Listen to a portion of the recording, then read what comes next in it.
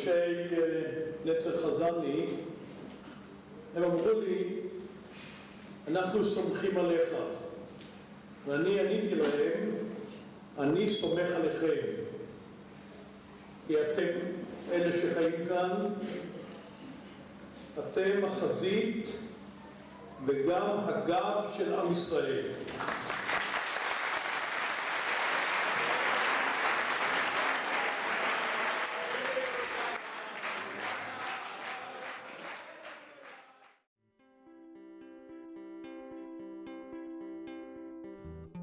Israel's borders are a work in progress.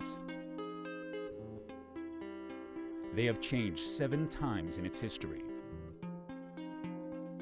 In 2005, Israel's borders changed once again. In an unprecedented decision, Israel dismantled 4 settlements in the West Bank and ceded control of the entire Gaza Strip to the Palestinians. Unlike previous border shuffling, this withdrawal did not stem from a war or political negotiations. It was a unilateral decision that Israel hoped would lead to peace. This plan would be called the Disengagement. Welcome to Gush Katif, a block of land containing most of the 21 Jewish settlements in the Gaza Strip. Inside Gush Katif is Neve Dekalim, meaning palm tree oasis.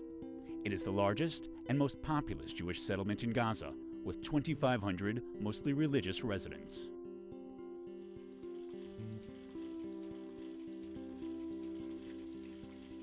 We're getting ready for Shabbat right now, so we're going to make stuffed peppers.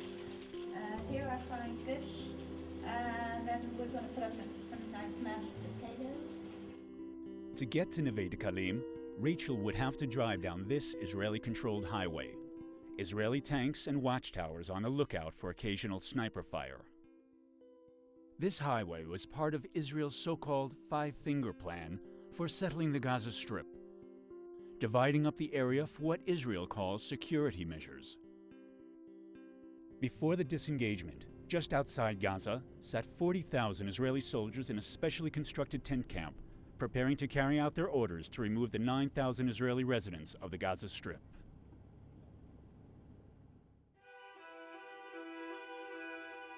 The orders were given by this man, Ariel Journeyman, a young soldier in Israel's 1948 War of Independence.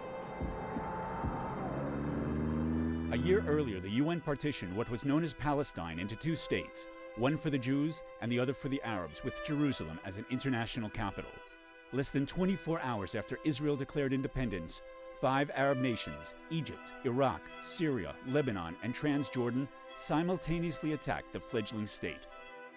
Journeyman, now known as Ariel or Arik Sharon, had his platoon in the newly formed Israel Defense Forces, or IDF, nearly wiped out, and he himself was shot in the groin. But the IDF and Israel survived. After the war, Jordan controlled the West Bank and Jerusalem, while Egypt controlled a tiny sliver of land on the Mediterranean known as the Gaza Strip. Thousands of Arab refugees fled to Gaza after the war. Egypt refused to absorb them. Gaza became a staging ground for attacks against Israel. In response, Arik Sharon created Israel's first ever commando unit, the 101, and in 1955 led the first of myriad counter-terror raids into the Gaza Strip. He fought as a paratrooper in the 1956 Sinai campaign against Egypt. He crafted the strategy for the Six-Day War of 1967.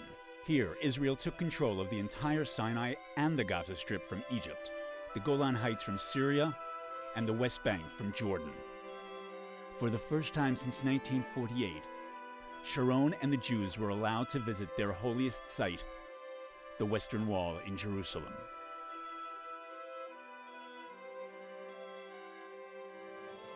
The bulldozers then went to work. It was Sharon's plan and initiative to clear the desert sands in the Gaza Strip to establish Jewish settlements. Sharon was on hand at the founding of the first Gaza settlement, Kfar Darom, in 1970. Sharon would earn himself the nickname, the Bulldozer. After receiving a shrapnel wound to the head in the 73 Yom Kippur War, Sharon left the army for politics. The party he and soon-to-be Prime Minister Menachem Begin founded, the Likud, campaigned on a platform to rebuild the biblical homeland of the Jews on land mostly populated by Arabs. What occupied territories? If you mean Judea, Samaria, and the Gaza Strip, they are liberated territories. They are part, an integral part of the land of Israel. יש שם מספיק מקום גם ליישוב פליטים וגם למרכז אזורי ולעוד מספר יישובים צריכים להקים. אין כאן פגיעה באף אחד. Sharon was embraced by a growing number of religious nationalists, thousands of whom would move into the occupied or liberated territories. אני חושב שצריך קצת להרים את הראשים ולהרים קצת את הגב ולהתמלא אולי קצת מעט גאווה לאומית שאיבדנו אותה כמעט לחלוטין. I'm 64 and I'm a mom, I'm a grandmother, I have 9 grandchildren and 2 on the way. I came from Brooklyn originally. I married my husband who was from Manhattan, and we came on Aliyah in 1968. You see over here, we see a Qassam rocket. I'd like to tell you something about this rocket. You can see it's rather, it's not a very professional job actually. It's a pipe with a few fins, and when it blew up, and in fact it blew up close to my house over here, no one was ever killed by a Qassam rocket. The miracles of Gush Katif.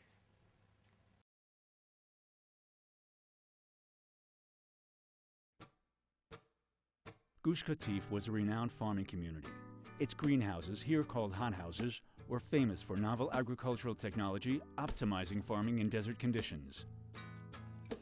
The farms brought in $100 million a year in exports to Europe alone. Settlers were compensated by the government according to the value of their property and the size of their families. Am I planting because of ideology? Yes and no. The Talmud of Zra'im, of seeds, is called the Tractate of Faith, because to be a farmer you have to have faith, and that's really what they say in Judaism. Palm Beach. Israeli tourists would frequent the Palm Beach Resort Hotel, which was closed and abandoned in 1987 over security concerns. It has since become a local surfer's haven. I'm sad. I'm disappointed for the wave, and I wish I'm going to surf. The surfers enjoyed the best waves in Israel for what could be the last time.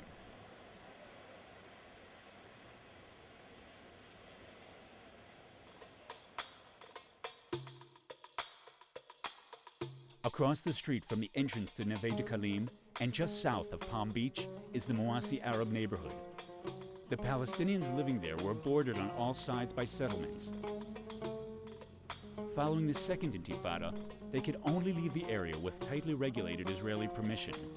You must have a special magnetic card that you live in Al-Mawasi. This family of brothers hadn't left the Mawasi area since 2001.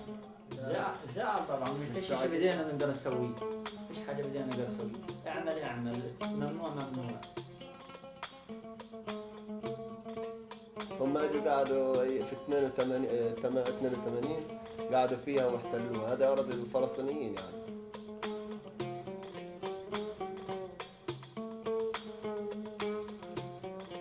The mayor of Khan Yunis is hopeful that the disengagement will bring an economic windfall as Gush Katif will come under his governance. Gaza's third largest city sits directly east of Gush Katif. Our people several weeks before begin to count the days and the hours and even the minutes for the disengagement. And I think this is a big opportunity for us to improve our situation.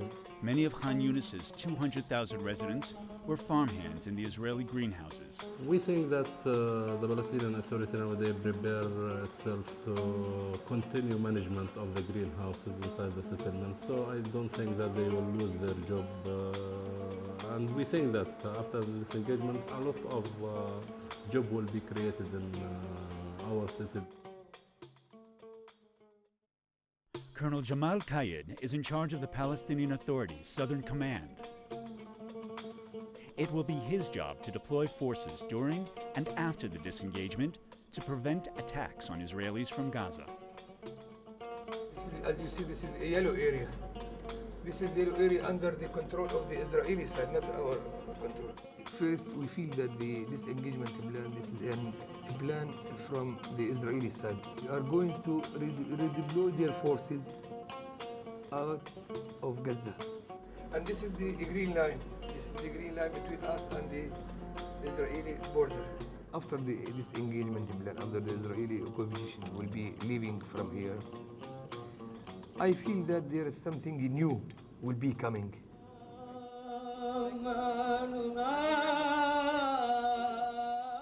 With 29 days to go to disengagement, nearly 70,000 orange-clad demonstrators gathered in a nearby town, Netivot. Anti-disengagement protesters adopted the color orange, the color of the Gush Katif Regional Council flag.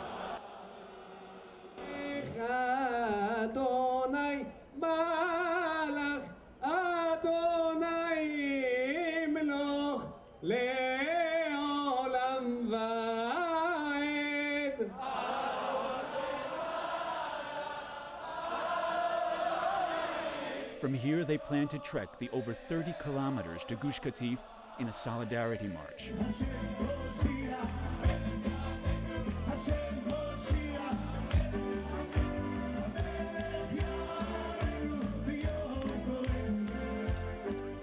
However, police and IDF forces declared Gaza a closed military zone, allowing only residents, journalists, and security forces to enter. We're going to march through the Gush Katif in order to break the ghetto. We are going to protect the democracy of Israel, and we are going to do it in democratic ways, non-violent ways, in order to make it happen. The Orange was determined, planning to march 5 kilometers through the summer night to the town of Kfar Maimon, gather there, then march another 15 kilometers to Gaza. Kfar Maimon, 27 days to go to disengagement. Tens of thousands of police and soldiers surround the town, barring anyone from leaving towards Gush Katif. These people believe in the greater land of Israel. They believe that evacuating 9,000 settlers and 21 settlements from Gush Katif is the beginning of the end of their dream of the messianic stream of Zionism. Over 5,000 journalists were accredited to cover the disengagement. That's more than half of the 9,000 settlers who live there. TV, radio, print, and online journalists from around the world focused global attention on the event. This is what they're calling their 0 hour or last stand protest march. They're banking all their money that this thing is going to go with, and they're going to be able to stop the disengagement.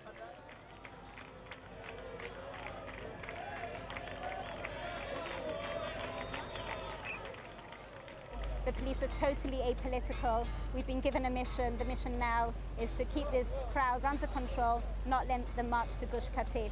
Emotion doesn't take part in it. A lot of what the settlers are trying to do is break down the morale. So they go and they stand right in front of them and they say, refuse your orders. You're acting immorally. This is against democracy. This is against Judaism. This is against Israel. And they're battering it and battering and battering all day long. Katif? Kevel. There's a strange camaraderie. This guy's handing out to soldiers, to reporters, to settlers, people who are, popsicles. I mean, there is a strange camaraderie here. I can't really see it devolving into violence.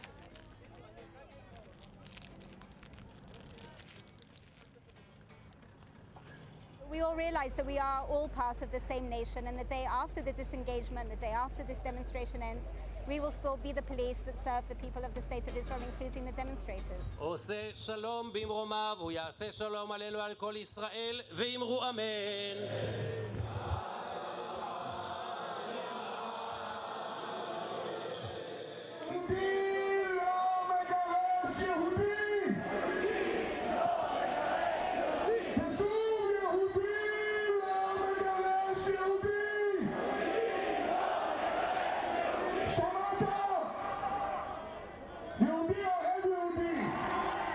ההפגנה הזו לא הסתיימה, ההפגנה מתמשכת. יוצאים לאופקים. With 12 days to go, protesters had marched 30 kilometers in 24 hours from Sderot to Ofakim. Police and the IDF lined up in Ofakim to prevent them from getting any closer to Gaza. This is the last point for them. They are not going to go from here, and if you know this way, it's to Gush Katif.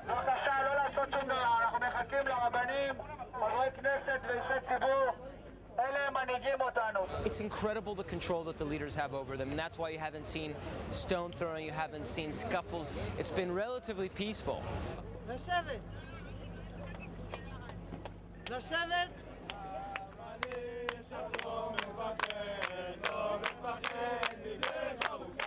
We try to make sure that there will be not a lot of demonstration near Gush Katif.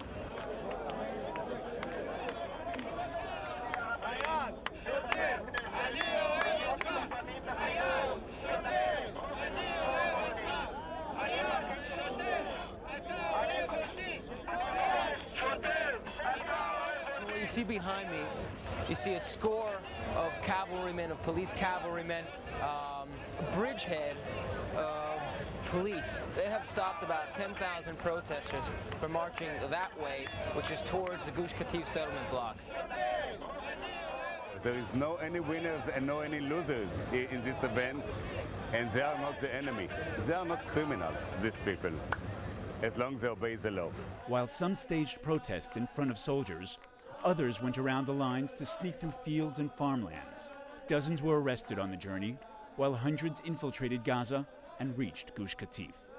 They're going to do everything they can to save those lands, including marching every single night, coming out here, bringing sleeping bags, bringing food, camping out here in the middle of a highway in an effort to what they see, reach their brethren. And if they don't reach them, at least they can say they tried.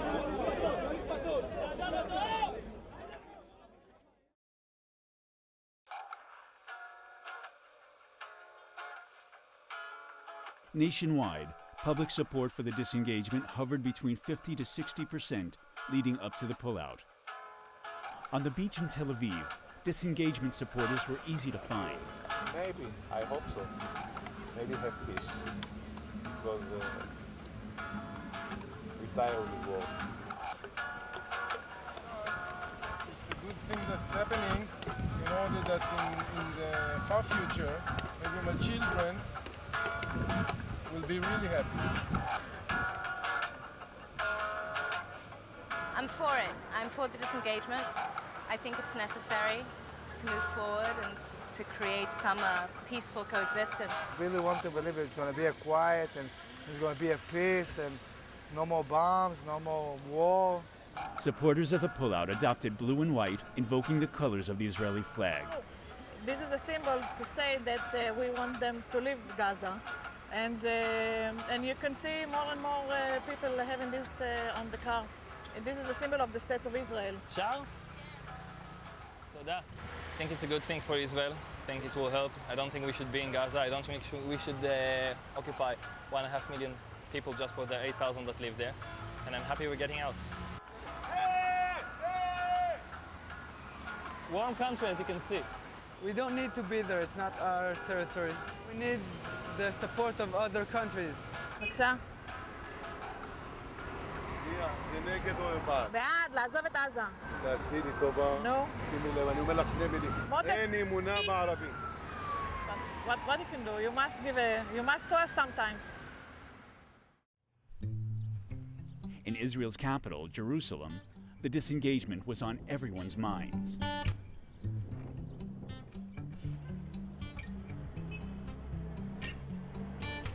You don't want to do ribbon. I think that the situation now is it can't get any worse. So if this doesn't work, then you're gonna be pro giving more. Exactly, that's my point. If it doesn't more work, and more and more until you have nothing. What is that? Because I believe that occupying territories and people that are not Jewish people, we are Jewish people and they're Arab people, okay? And we're occupying them. And I think that they have a right for their own country, for their own rights, and for their own freedom. Sitting less than 1 kilometer outside Gaza is kibbutz Nahal Oz. Despite being on constant terror alert, this community's security chief favored Israel's withdrawal. Here is the place I like, it's quiet and you hear the wind blow the leaves and birds. This is a Gaza Strip from Yad Mordechai to the sea. So many people died there, you know, only for, you know, to say this is us, it belongs to us. I don't think that Sharon is stupid, so stupid to leave all this part that he was one of the major people that he decided that we are going to settle there. Israel doesn't really need Gaza. I don't know a lot of Israeli citizens that want to live in Gaza. We have to do it to show the world that we can do some hard stuff, but I don't trust the other side. Look, we have to find our place in the Middle East. So we tried. I hope maybe this time we'll get it. We have had 8,000 people among 1.5 million Arabs. I never thought for a moment that the 8,000 people have a future in Gaza. Now that we have to decide about shaping our future borders, then let's keep the best and leave the rest. Keep what we need. A Jewish state is not a religious definition. A Jewish state is a demographic definition, namely the one that have the majority make it either Jewish or Arab.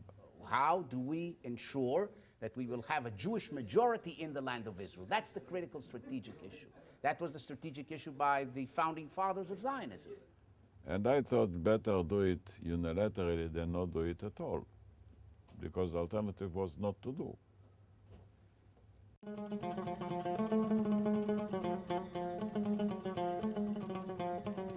The Gaza Strip is home to more than 1.5 million, mostly Muslim, Arab residents. In Arab Gaza, unemployment hovers between 60 to 70%. 50% live below the poverty line. Its seaport, airport, and border have been controlled and closed by Israel, preventing international trade and travel.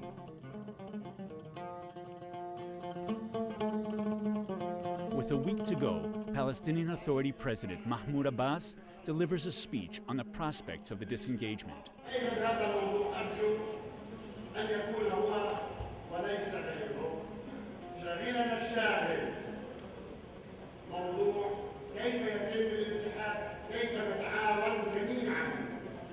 Considered a moderate, he, along with Yasser Arafat, founded the Fatah organization, a secular movement aimed at the liberation of Palestine. Mahmoud Abbas is hopeful that Israel's withdrawal will not embolden extremist elements.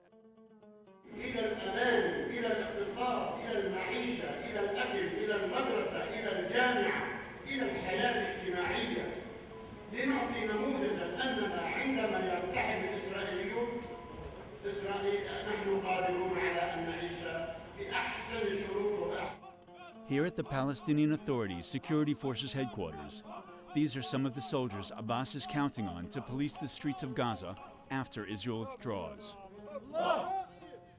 Both Israelis and Palestinians question whether the security forces could do the job.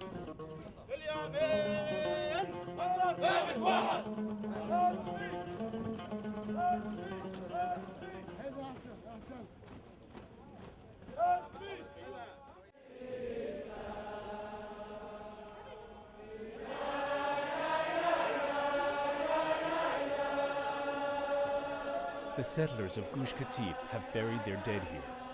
Soon, the 48 graves will be exhumed and moved into Israel proper. Today, their memorial service mourning the dead for the last time in Gaza. The first context in which we read about this area in the land of Israel is in Genesis chapter 20, when the Torah Pentateuch tells us, and Abraham journeyed from there toward the Negev, and dwelt between Kadesh and Shur, and sojourned in Gerar. This area is Gerar.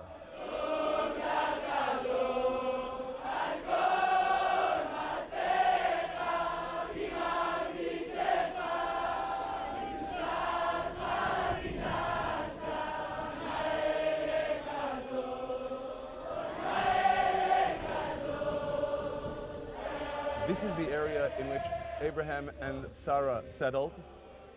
This is where they developed their ideology, their way of life.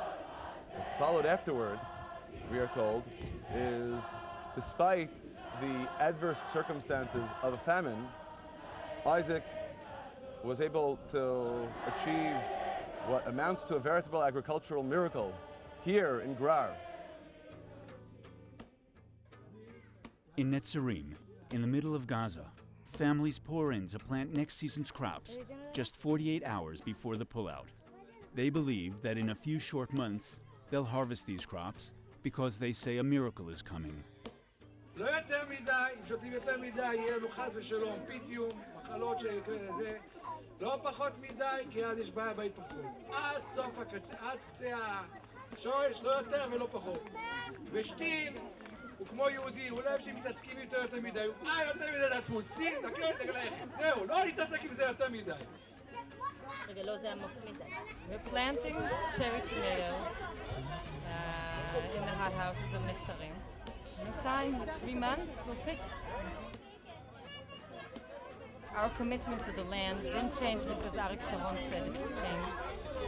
So we're doing our commitment to the land. We're planting, we're building, we're continuing our regular life. We're not prophets, we don't know what will be. But we believe that God is with us and He wants us to stay in Eretz Israel. The nation of Israel being here is in order to fully actualize the vision of the prophets as expressed by Isaiah, to be a light unto the nations, to develop the ideal state that can serve as a model for the entire world. The night before disengagement coincided with the Jewish holiday of Tisha B'Av, a day of fasting known as the saddest day on the Jewish calendar. Tisha B'Av, the 9th day of our month of Av, when all evil decrees have taken place to the Jewish people. 2 temples were destroyed, expulsion from Spain, and now the expulsion just on the 9th day of Av. We pray that everyone will help us in saving these lands from destruction. If God forbid that destruction takes place. First, we're waiting for a miracle to happen. My husband and I have not signed away our home. Many residents of Neve Dekalim had seen all this before as former residents of Yamit, once a Jewish settlement in the Sinai Peninsula. 1982. Residents were carried out against their will when Yamit was dismantled and demolished after Israel returned the Sinai to Egypt in exchange for peace. While peace endured with Egypt, the conflict with the Palestinians escalated. 1987, the Intifada, or uprising, ignited. Young, angry Palestinians lashed out against Israel's military presence in the West Bank and Gaza, spurring a wave of Palestinian nationalism. 1993, Israel took its first step to ending the occupation. Arafat and then Prime Minister Yitzhak Rabin agreed that control of certain Palestinian towns would be ceded to the newly created Palestinian Authority, or PA. Arafat's popularity surged. 2000, then Prime Minister Ehud Barak met with Arafat at Camp David for final status talks led by U.S. President Bill Clinton. Barak offered the Palestinians a large percentage of the West Bank and 100% of the Gaza Strip. The deal rejected by Arafat. Ariel Sharon, furious at Barak's concessions, went on the campaign trail. First stop, with hundreds of security guards by his side, the Temple Mount, the holiest site for Jews, and just above it, the Al-Aqsa Mosque, the third holiest site for Muslims. Riots erupted. Sharon's burned. The second Intifada was underway. Palestinian suicide bombers struck buses in Jerusalem. Discos in Tel Aviv. Restaurants in Haifa. And this Passover holiday dinner in Netanya. In 3 years of fighting, more than 900 Israelis and over 2,500 Palestinians are killed, with thousands more wounded on both sides. In response, Israel started building the security barrier, which Israel estimates reduced terrorism by 95%. Palestinians called the wall an illegal land grab and a human rights violation. The settlements in Gaza were hit constantly. The attacks didn't stop Sharon from campaigning in Gush Katif in 2001, just before the election. אלה מצבים קשים, אבל למדנו כבר במצבים קשים מאלה. מדובר כאן במאבק ממושך, זה לא ייגמר ביום אחד. אבל אם אתם לא הייתם יושבים פה, גם לא היה מקום למאבק הזה. המאבק הזה כאן הוא זה שקובע. זה הביטחון של מדינת ישראל.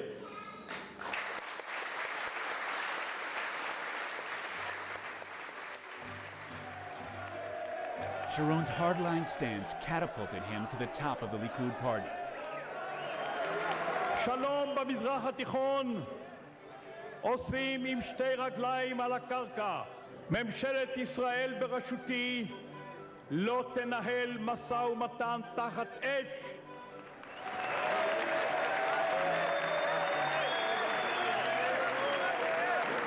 ולא תעניק כל פרס לאלימות. Thanks to the support of the settlement movement, Sharon was elected prime minister for the first time in 2001 and re-elected in 2003. He had an image of someone that would never retreat, that would never pull back, that he is the founding father of the settlement movement. He won't give up one settlement. I voted for Ariel Sharon because he promised the people of Israel security and sanctity of the land.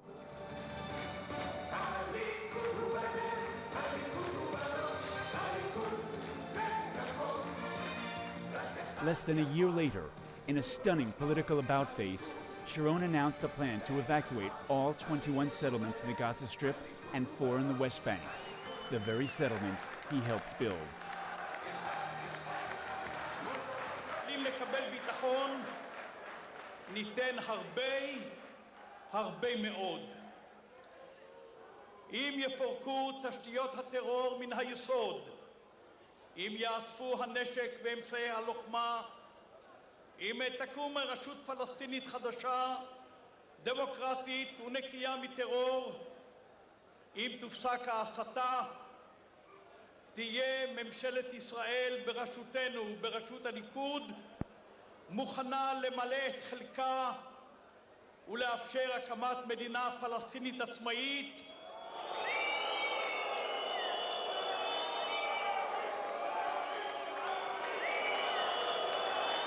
ברור שבהסכם קבע נצטרך לוותר על חלק מהיישובים היהודיים.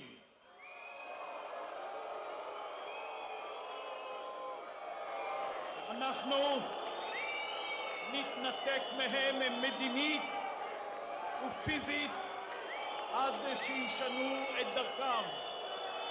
התוכנית שלי, תוכנית ההתנתקות, היא תוכנית הביטחון הטובה ביותר.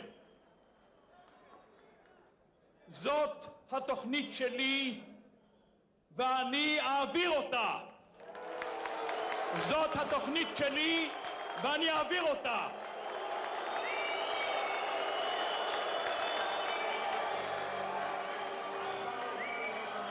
The whole history of the State of Israel is based on critical, historical, unilateral steps. The establishment of the State of Israel in 1948 was a unilateral step. I'm the prime minister, he said. I make the decision. I was very glad that the right, that was headed by Ariel Sharon, made a major change. Established a precedent of dismantling settlements. It soon became apparent to me, as the weeks and months passed, that nothing was going to change the decision, the impending decision.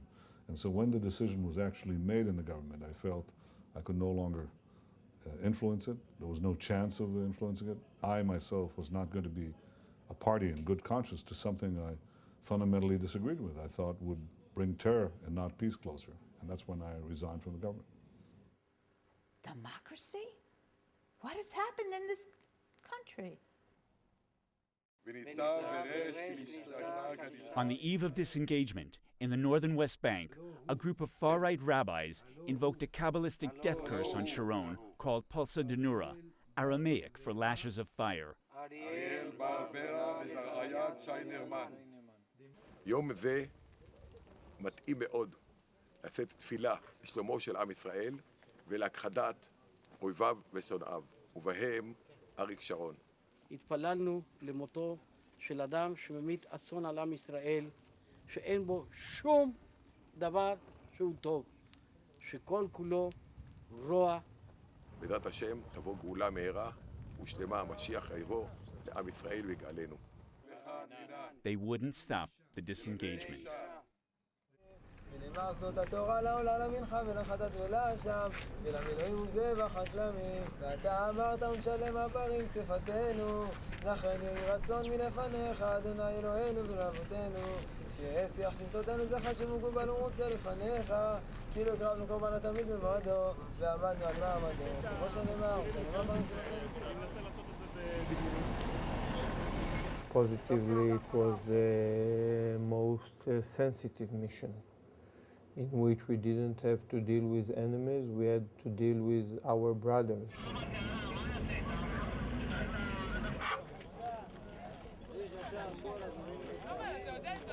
Everyone understood that it's a very unique mission, and it has psychological aspects. We understood that if we want to prevent violence, we have to be very strong. When the residents will see the black suits, the organized force, the well-organized force, usually it breaks the spirit of the protesters before the interactions, before the violent interactions.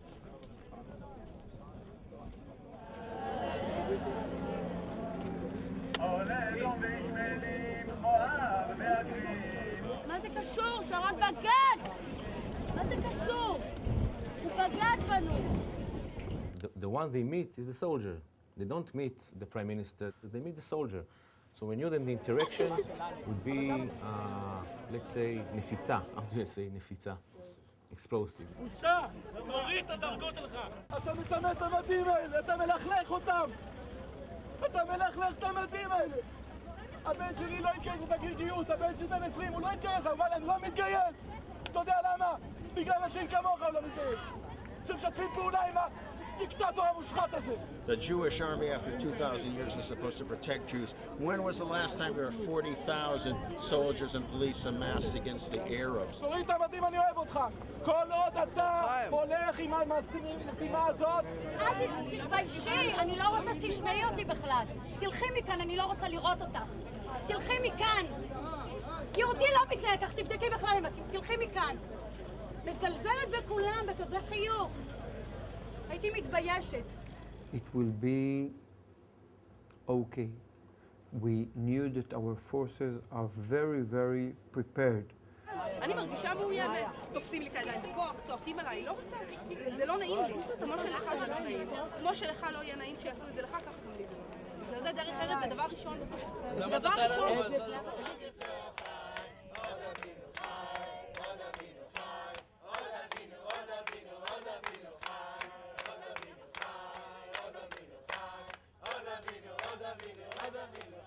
This is a 50-50 plan, America and Israel working together, and we're here as Americans saying we oppose this. The Jewish people throughout the entire nation of Israel with such a burning love for the land that they're willing to risk their lives, even to the point of dying or being terribly injured, in order to stay here. The land is that important to them. There's Jews living here, and that makes it just as important as Jerusalem.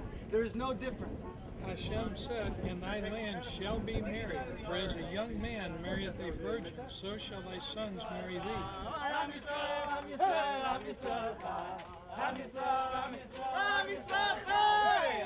Today, we saw the beginning of the attempted evacuation of the people of Gush Katif.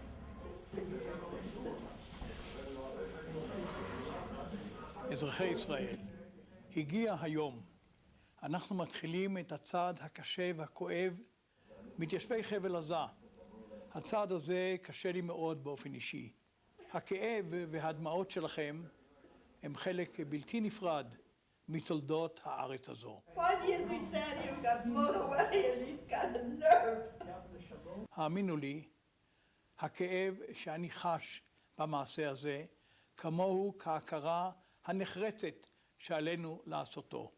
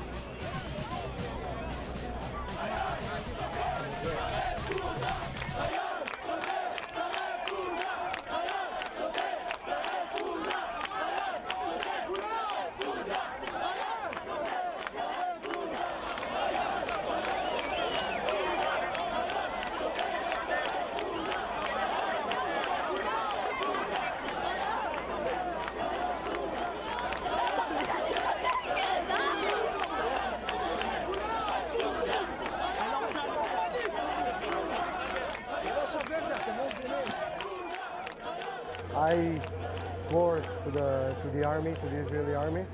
That means that I have to do whatever the Israeli army tells me to do. We've had a lot of soldiers that have had a very, very difficult time standing against some of these young girls as they're, telling you to your face, why are you doing this to me? We're not fighting a war here.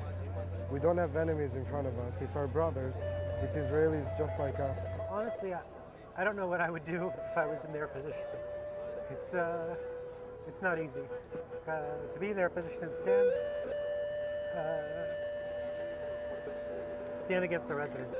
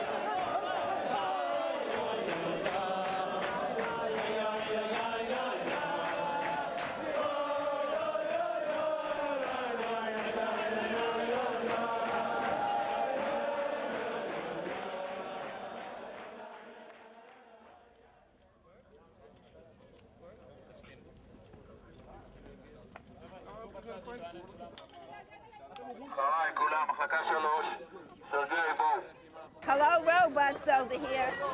This is Rachel Saperstein talking to you. Look at me! Look at me! Who's gonna pull out my husband? Who wants to pull out a man without an arm? Tell your children! Tell your children!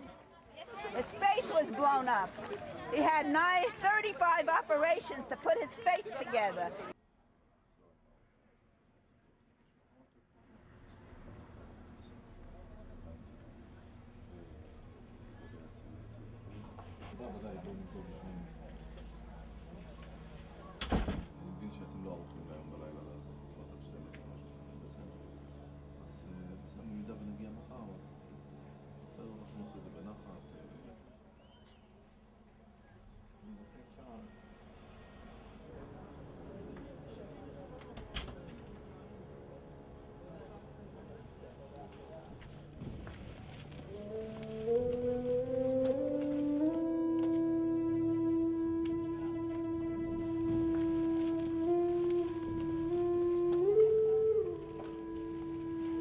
Soon we'll be watching them taking out his Torah from our synagogue, and then they'll bring in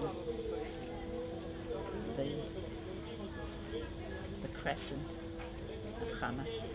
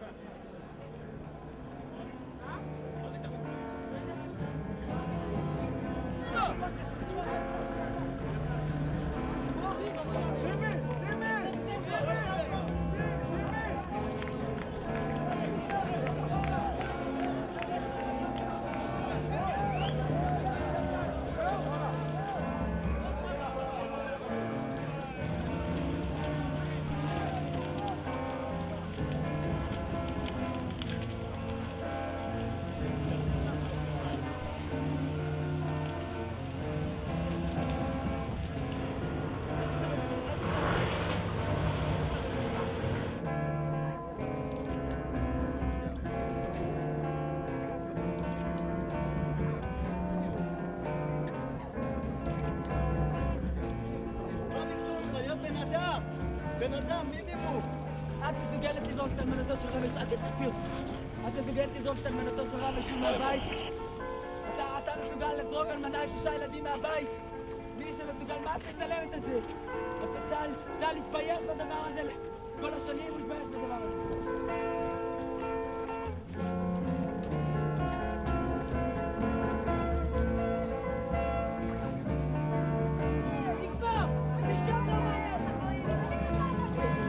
מה אתה עושה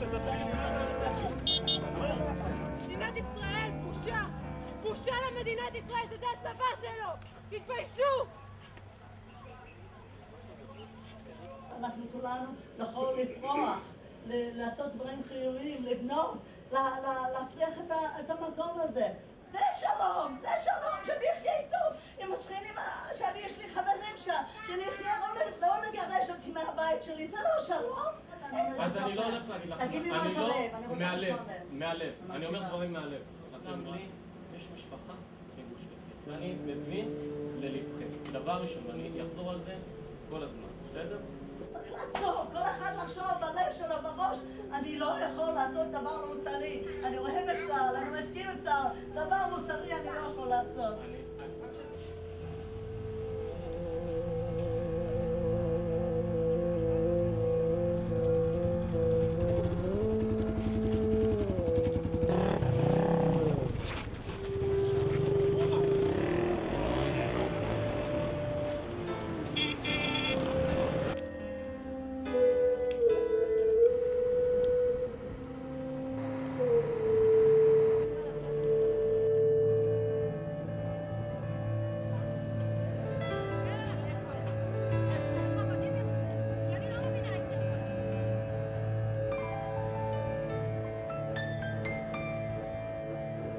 The army has been coming around from home to home, throwing people out of their homes. People are realizing that they're going to be thrown out of their homes in order to make way for the very people that have been murdering them for 30 years.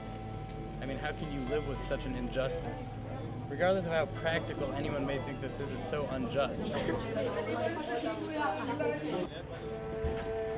אדוני, אני מבקש ממך בוא איתנו ברגל, פעם אחרונה.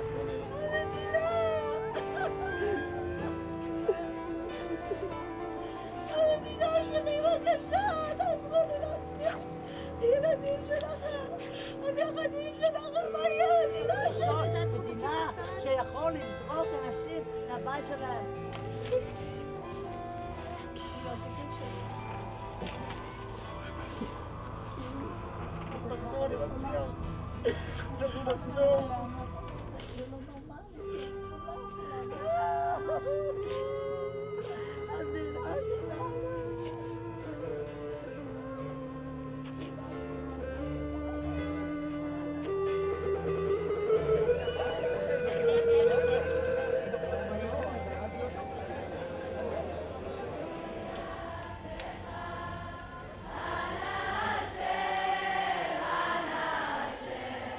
Yeah.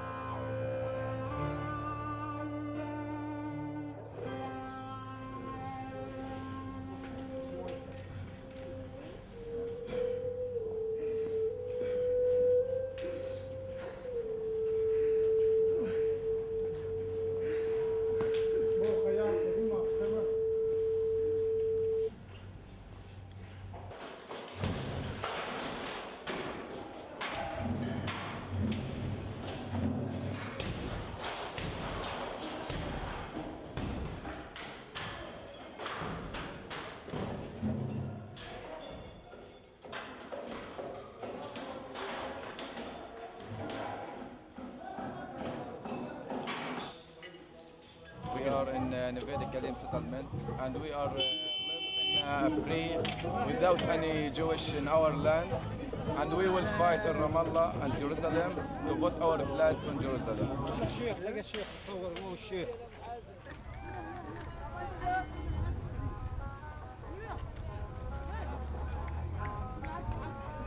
Islamic Jihad was the first faction to organize parades through the former settlements.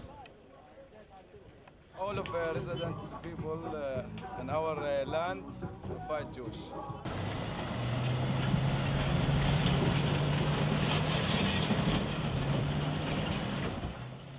Both Israel and the PA had agreed months before that Israel would demolish the settlements. All homes would be destroyed, the neighborhoods flattened, but public buildings would be left standing. Israel says it wanted to prevent terror cells from acquiring infrastructure.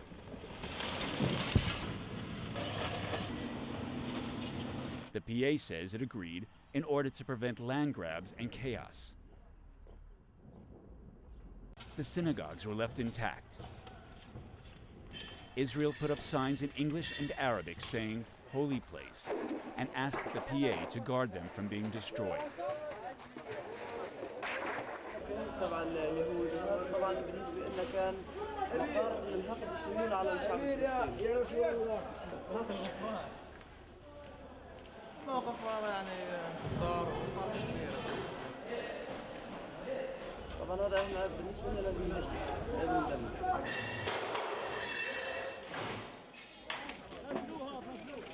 أكبر حاجة في عمري اللي قضيته كان اليهود من هذه البلاد. Kids foraged for scrap metal that they could sell.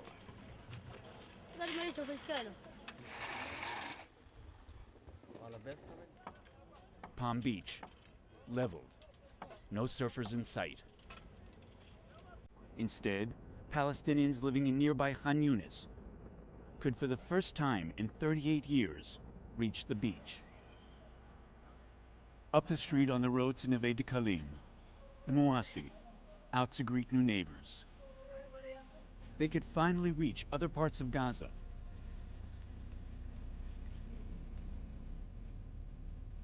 This land is once again returned to our responsibility, and we have to work as soon as possible to develop this area and have all the benefit of it for our people.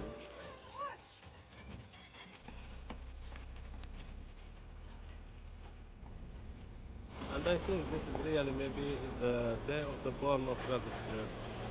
Nowadays Gaza Strip without any settlers, without any Israeli soldier. The Saperstein residence, demolished.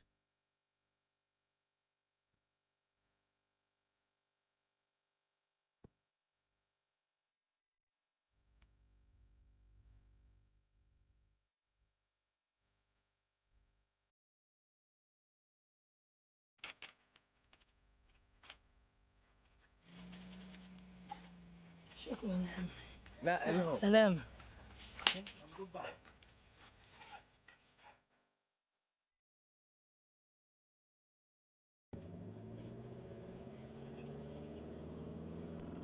The disengagement cost Israel almost $1 billion.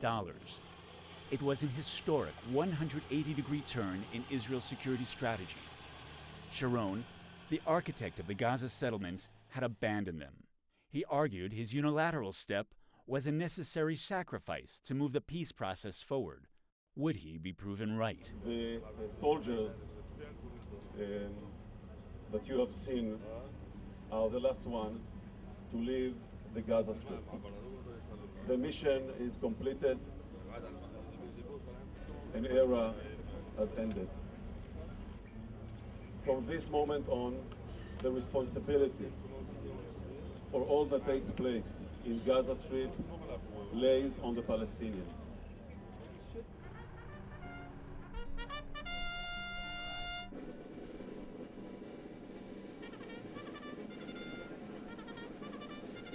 As Israel lowered its last flag in Gaza, another question remained.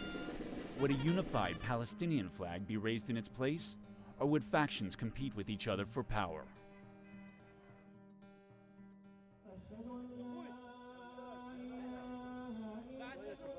A day after the disengagement, Gaza's top cleric held a congratulatory Friday prayer service in Mahmoud Abbas's honor.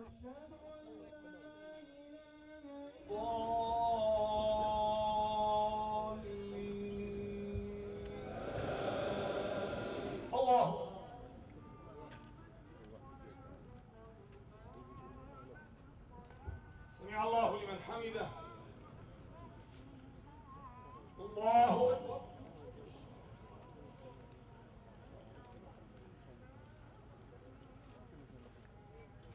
الله أكبر الله أكبر سنحتفل بهذا الانتصار سنحتفل لأنكم قلتم بأن غوش قطيف مثل تل أبيب لن نخرج منها وها أنتم قد خرجتم وستخرجون اليوم من غزة ومن شمال الضفة وغدا من القدس ومن الضفة الغربية بإذن الله.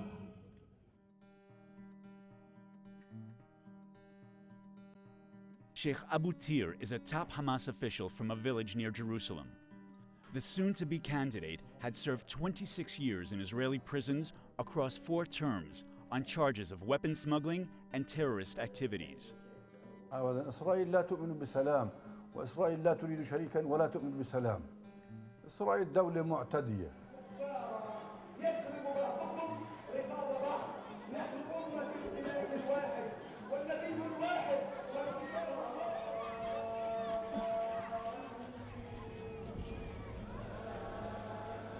One week after the pullout, Hamas organized this massive rally in Gaza's Jabalia refugee camp to announce what it saw as its victory over Israel.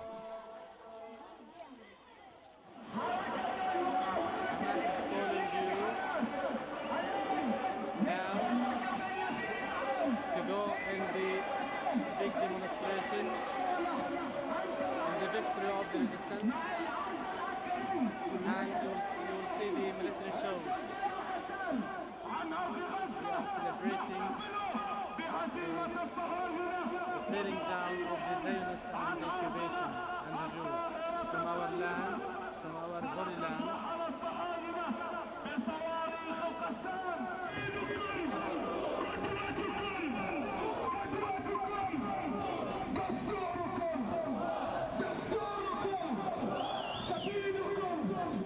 Propaganda there depicted bloodied Israeli settlers and soldiers fleeing the settlements, crushed under the feet of a Hamas militant.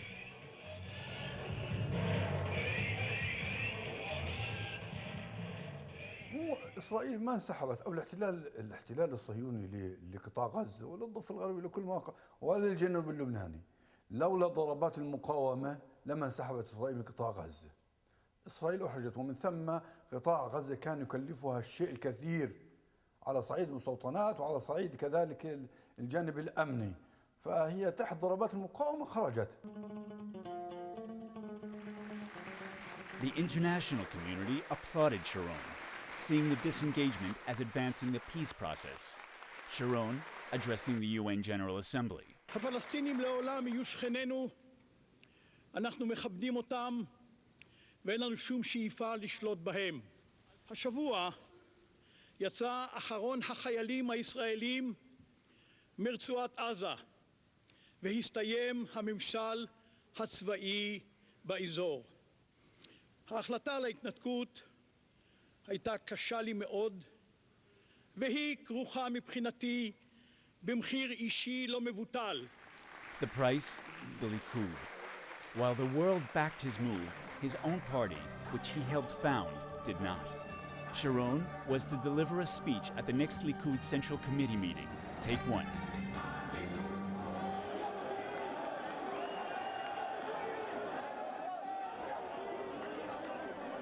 His microphone cut out. Organizers replaced it.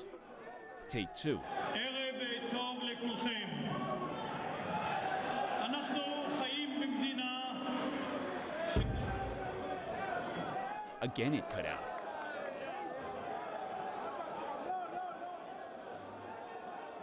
Sharon would never deliver the speech. Sharon walked away and started an entirely new party, Kadima, meaning moving forward. January 5th. The Prime Minister is rushed to Jerusalem's Hadassah Hospital after suffering a major stroke. Following a series of life-threatening operations, he fell into a coma. Kadima had to go forward without him.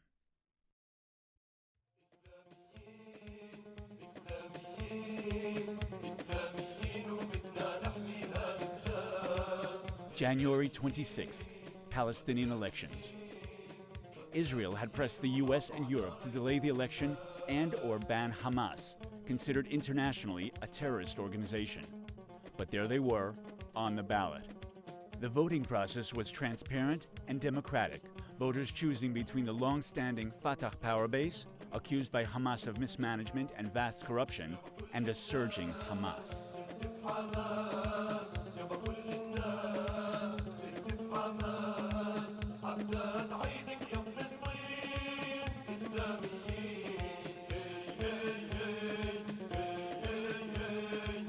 Campaigning to reform the government and continue, quote, the resistance against Israel, Hamas won by a landslide, taking nearly 60% of the seats. It promised to stick to its charter's principles of not recognizing Israel as a legitimate state, vowing its destruction, and supporting suicide attacks. This is Sheikh Abu Tir being sworn in and shaking hands with the outgoing Fatah finance minister, Mohammed Dahlan. From handshakes to fistfights. The day after results came in, clashes broke out between Hamas voters and Fatah backers here at the Palestinian Legislative Council building in Ramallah. Hamas loyalists replaced the Palestinian flag with their own. Fatah supporters respond.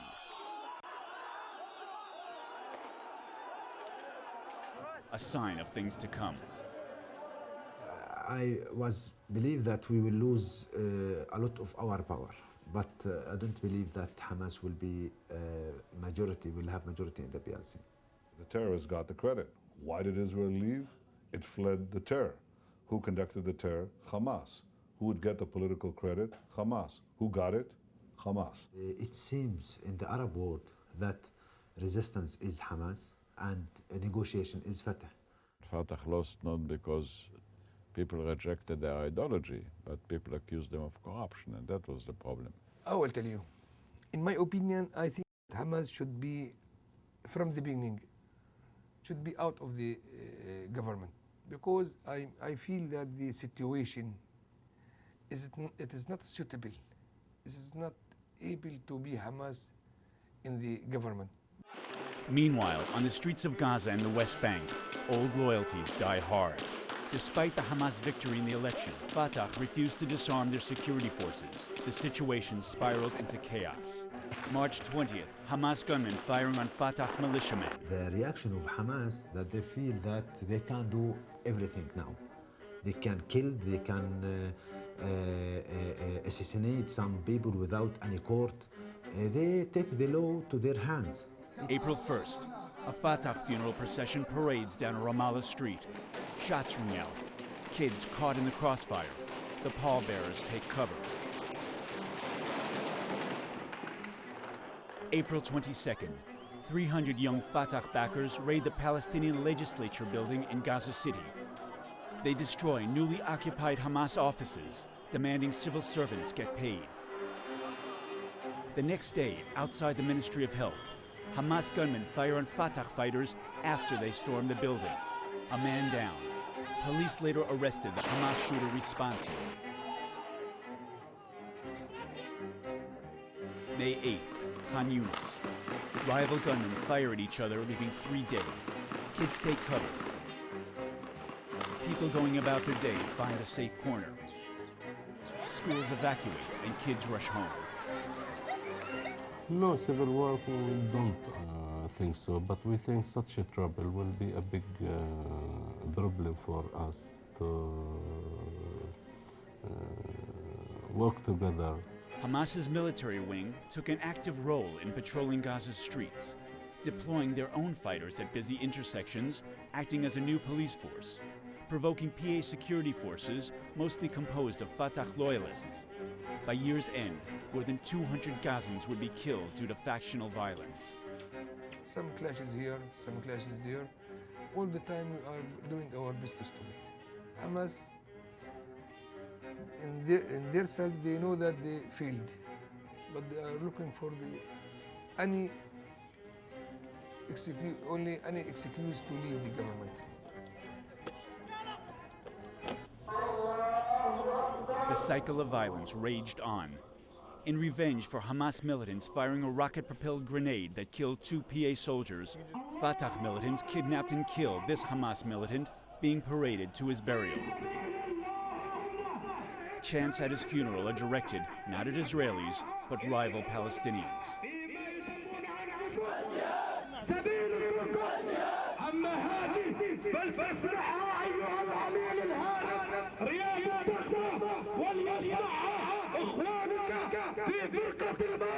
حسبنا الله ونعم الوكيل حسبنا الله ونعم الوكيل حسبنا الله ونعم الوكيل حسبنا الله ونعم الوكيل حسبنا الله ونعم الوكيل. Meanwhile, Gaza militants continued to wage war on Israel with an all too familiar weapon.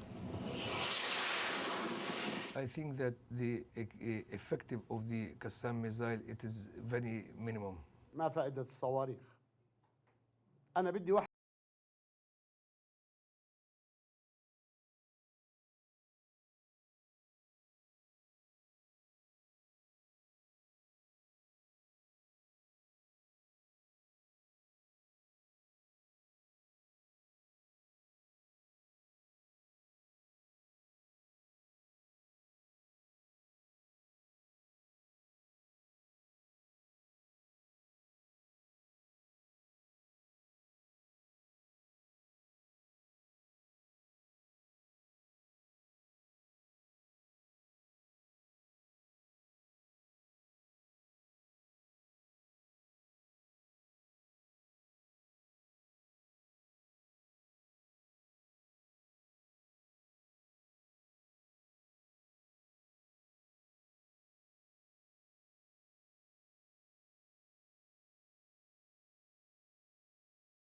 Growing a kids, raising a kids on fears and traumas.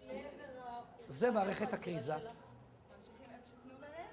זו עוצמה מאוד חזקה, שהוא קולט את הצבע האדום, ומפה שומעים את ההודעה. זו למעשה הרמות של הקסאמים שאתם רואים שנפלו במהלך השנה האחרונה.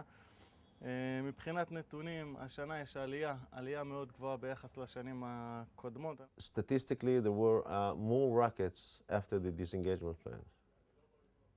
That's for sure. We counted. We never had 60 rockets a day before the disengagement.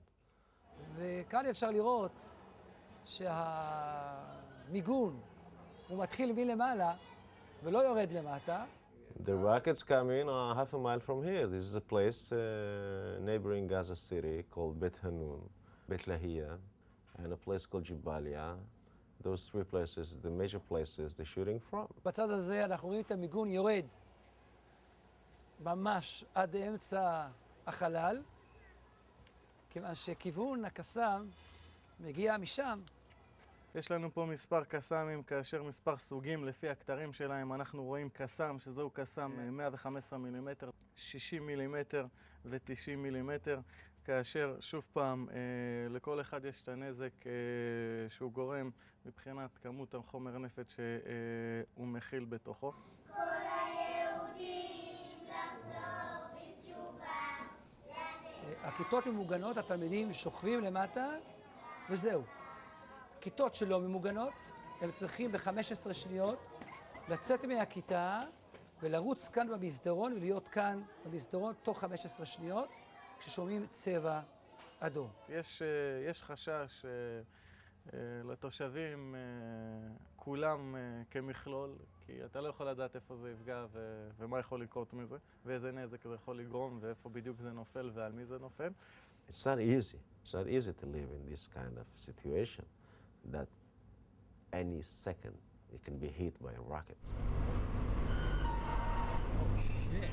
It's called the Red Dawn. It's a warning system to tell people to get to cover. לא, זה גדול עכשיו. בפנים נעלה. אורן, תעיף לי את האנשים. חבר'ה, לפנות את המקום בבקשה. ברגע כשהוא נופל, הוא מתפוצץ והוא מתפזר. המזל שנפל בדשא, אז אין לו לאיפה להתפוזר. אז הוא נכנס לעמוד באדמה. Give people 10 seconds or so to take cover anywhere they can. And I guess, we did it and people around here did the same. No one was hurt. So. הם חושבים איפה זה נופל? לא חושבים. אז למה צה"ל שלנו צריך לחשוב על מה שמתרחש שם? יודעים איפה גרים כל המחבלים, יודעים איפה גרים כל המנהיגים. מה הבעיה לשלוף אותם? מה הבעיה? A house used to sit on this now empty lot. It's the same story as many other families in Gaza, where a family member was a suspected militant, others innocent victims. One night in August, they got a call from the Israeli army, 7 minutes before the airstrike. طبعا بعد 7 دقائق الا قالوا لنا اتصل قالوا اخلوا فنزلنا بتعرف انت البيت حوالي 50 شخص فيه. The strike leveled the home and killed his father and brother, now honored as martyrs. ولكن الحمد لله رب العالمين الانسان دائما نشكر الله سبحانه وتعالى لانه معجزه الله تدخلت في الامر، لو ان الطياره بكرت ثواني معدودات او تاخرت ثواني معدودات لكانت المجزره اكبر من ذلك بكثير. هذا واقع الشعب الفلسطيني، نحن صابرين وصامدين باذن الله تعالى على هذا التراب وعلى هذا الوطن. But it would be a long road before the violence on both sides died down. More houses were leveled. Infrastructure, like this bridge, was targeted. Power outages continued, even at hospitals. And all the while, the Hamas-led parliament couldn't pay government workers, not even teachers. I didn't receive my salary since 7 months. Yes, before the disengagement, we were very happy and looking for a happy future for our lives. Everything is destroyed and no one go to his working, especially in farming. I think 1% from our greenhouses are operating now.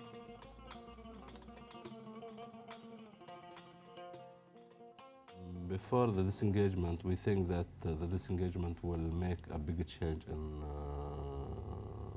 Khan Younis condition. And really nowadays we did not feel that there is a big change. The mayor wasn't as concerned with possible civil war as he was with what he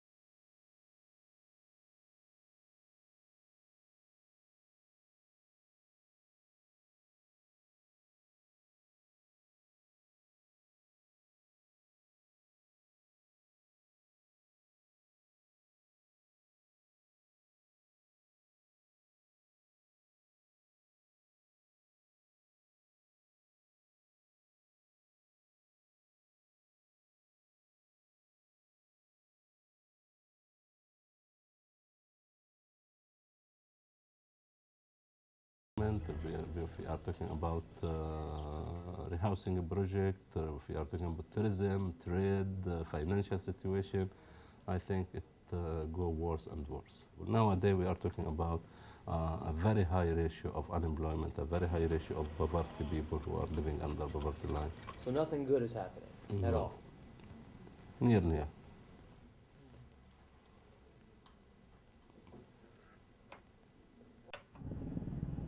What in the end did the disengagement produce?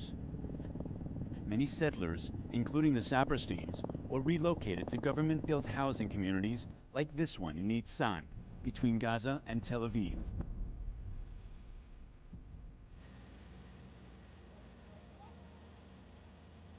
This is our Caraville over here. We're just one of many, many others. In fact, it's row after row after row of the same yellow house with the red roof. We immediately put in a garden. You can come on in. Hi, this is the inside of our house. It's a small house. It's smaller than the one we had, but we're grateful that we have a little house to live in. Friend's container is over here, the neighbor next door. She had a huge 3-story house, and so most of her stuff is in the container. Who would ever have suspected that at the age of 65, I would be a refugee in Israel? Israel was supposed to be the place of refuge. We were not supposed to be refugees. Not in Israel. Prime Minister Olmert announced that further unilateral disengagement is no longer a feasible option for Israel. If this strategy is off the table, what next? Like all over the world, economic coordination and political separation. We think that if we give them better economic conditions, housing, medical care, why? They'll be perfectly happy to have peace.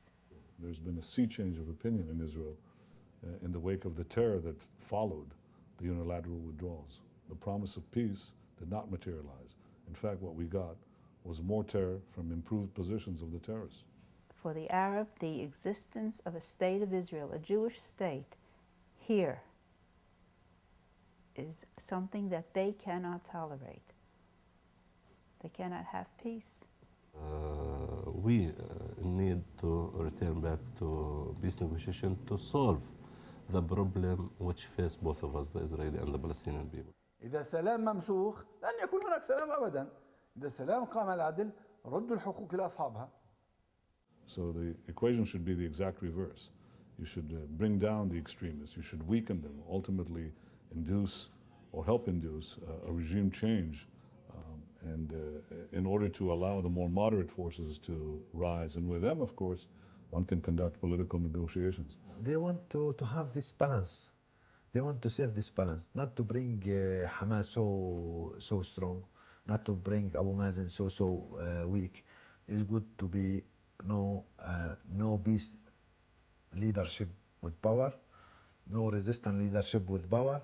It's good to have this balance between these forces. It's good for the Israelis, unfortunately. I prefer they would be united for peace, instead of divided between a group that supports peace and a group that wants to prevent peace. But with an enemy that is committed to your destruction, you shouldn't give him any leeway. They have to look for a solution. We are not longer in charge of it. They have to decide which way to go. If they'll continue to fight, we shall react. We don't have a choice. I once joked, I said Israel has 3 deterrent elements: the Israeli Air Force, the Israeli Special Forces, and Sharon. Sharon himself. And they say, with this guy you don't mess, because he's serious.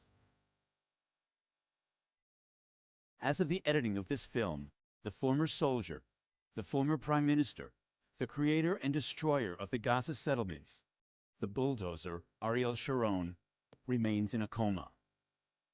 What strategy would he have taken if still in office?